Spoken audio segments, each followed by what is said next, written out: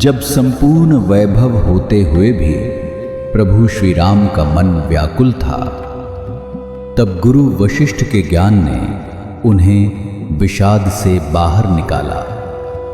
सुनिए बकुल जी की वाणी में। जय श्री राम। सबका स्वागत है।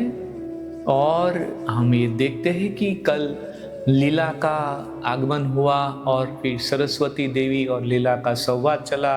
लीला को बोला कि 3 प्रकार के यहाँ पे आकाश है, उसमें एक चेतना का जो अनंत आकाश है वो सर्वश्रेष्ठ है, तुम वहाँ पे जाओ।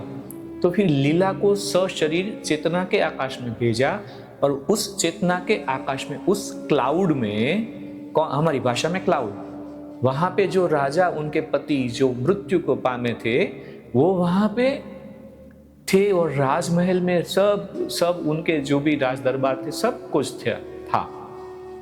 आगे क्या होता है, अभी ये दिनों, अभी शिवरात्रि का दिन चल रहे सब है ना, शिवरात्रि का त्योहार अभी हम इस दिनों में मनाएंगे। तो ये शिव जो शक्ति है वो व्याप्त चेतना है। हम सब जानते हैं शिव व्याप्त है, वही एक चेतना है, वो भी कभी हम चर्चा करेंगे। लेकिन आज 15 फरवरी है और आज के दिन के आगे क्या होता है देखते हैं श्लोक। आदर्शे अनंत बर्हि च एव यथा शैल अनुभूयते बहिरनंत च इद आदर्शे तथा सर्ग अनुभूयते। अर्थ है, जिस प्रकार पहाड़ शीशे में भी दिखाई देता है और उसके बाहर भी, उसी प्रकार यह संसार चेतना में भी दिखाई देता है और उसके बाहर भी। कितना एकदम अद्भुत उदाहरण है। जब हम आईने में देखते हैं कि पहाड़ का एक प्रतिबिंब दिख रहा है, तो एक तो वास्तविक पहाड़ है लेकिन प्रतिबिंब है, लेकिन वो भी तो पहाड़ है। इसी तरह से अगर उस शीशे को हम चेतना देख ले तो चेतना के अंदर भी एक संसार है, चेतना के बाहर भी एक संसार है। वशिष्ठ ने कहा, सभी सदस्यों को राजसभा में उपस्थित देखकर रानी लीला घबरा गई। उसने सोचा, कितनी विचित्र बात है कि ये सभी लोग एक ही समय में 2 विभिन्न स्थानों पर उपस्थित है। 2 विभिन्न स्थान पर लीला वहां पे देख के यहाँ पे आई, तो वहां पे भी वही राज दरबार था, यहाँ भी था, यहाँ भी है। अभी दोनों का अस्तित्व सही है, दोनों उन्होंने देखा एक ही साथ में। ये बहुत ध्यान से आप थोड़ा ग्रहण करिएगा। ध्यान में मैंने जिस प्रदेश को देखा था ये उसमें भी थे और मेरे सामने भी है। जिस प्रकार पहाड़ शीशे में दिखाई देता है और उसके बाहर भी, उसी प्रकार ये संसार चेतना में भी दिखाई देता है और उसके बाहर भी। इसमें कौन सत है और कौन प्रतिबिंब, इसे सरस्वती देवी से पूछूंगी मैं। उसने सरस्वती देवी की आराधना की और उसे अपने सामने वहीं विराजमान पाया। लीला ने पूछा, कृपया मुझे बतलाइए कि जिसमें संसार परावर्तित होता है वह पूर्णतः शुद्ध और अविभक्त है और वह ज्ञान का विषय भी नहीं है। यह संसार परिवर्तित रूप में उसमें भी रहता है और बाहर भी ठोस पदार्थ के रूप में रहता है। इनमें से कौन सत है और कौन परावर्तन? सरस्वती ने कहा, पहले यह बताओ कि तुम किसे सत समझती हो और किसे असत। तो लीला ने पूछा कि जो मैंने वहां पे ध्यान में देखा था वो सच है या फिर यहाँ पे अभी जो मेरे सामने वो सच है। तो फिर सरस्वती ने सामने प्रश्न पूछा, तुम्हें क्या लगता है, क्या सच दिखाई दे रहा है? लीला ने उत्तर दिया, यह मैं और मेरे सामने तुम हो, मैं इसे सच समझती हूँ। अभी की जो बात हो रही है ये सच है, ऐसा मैं समझती हूँ। जिस प्रदेश में मैं मेरे समय मेरे पति है उसे मैं असत समझती हूँ। ध्यान में जो मैंने देखा था वो सब असत हो, ऐसा मैं समझती हूँ। तो सरस्वती ने कहा, सत का परिणाम असत कैसे हो सकता है? जब तुम्हारा पति यहाँ पे वास्तविक है, फिर वहां पे ध्यान में तुमने देखा वो असत कैसे हो सकता है? क्योंकि ये है इसलिए वो है। देखिए आगे, कारण ही तो परिणाम होता है। जब कोई रीजन होता है उसके बाद ही उनकी प्रोडक्ट यानी कि उनका फल होता है। दोनों में मौलिक अंतर नहीं होता। मौलिक माने एकदम सामान्यतः कोई अंतर नहीं होता। हम देखते हैं कि मिट्टी का पात्र तो जल धारण कर लेता है, परंतु उसका कारण यानी कि मिट्टी ऐसा नहीं कर पाता, है ना। कैसा, कितना सुंदर है।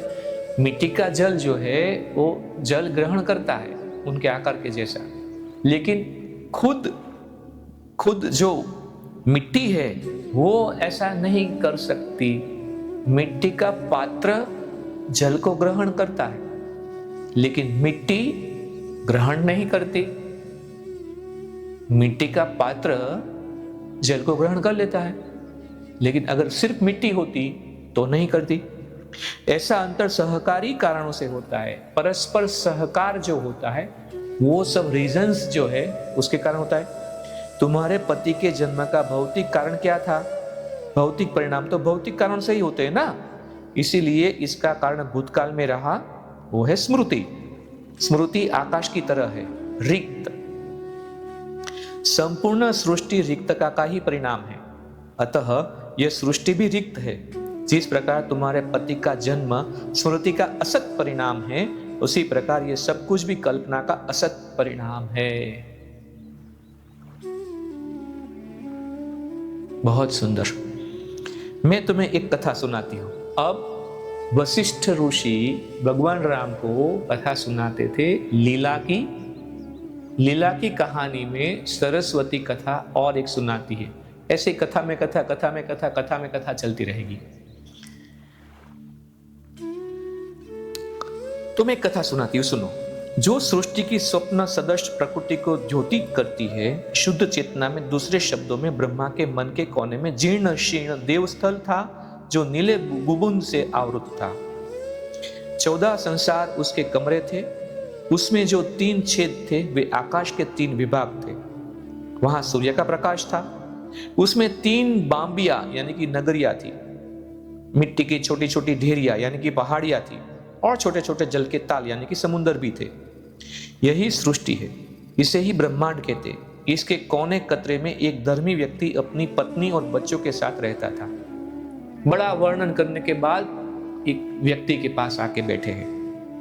वह अपने धार्मिक और सामाजिक कर्तव्यों का निर्वाह अच्छी तरह से करता था। इस धर्माता का नाम वशिष्ठ था।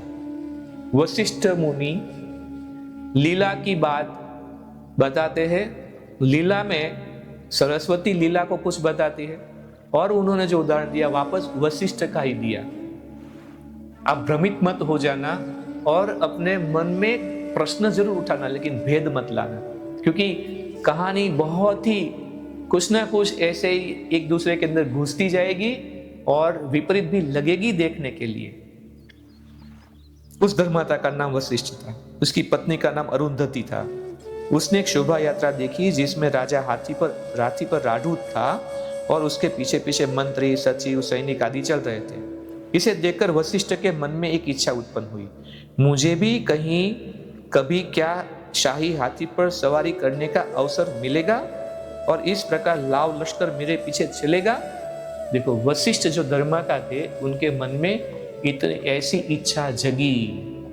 और इसी के साथ आज के दिन को यहाँ पे विराम देते हैं, और इसी ज्ञान श्रृंखला को, इसी मणिके को आज आप मनन चिंतन में चबाना जरूर। कल वापस हम यहाँ पे आगे बढ़ाएंगे। तब तक के लिए जय श्री राम। इस ज्ञान यात्रा में हमारे साथ बने रहने के लिए चैनल को सब्सक्राइब करें और बेल आइकॉन दबाएं।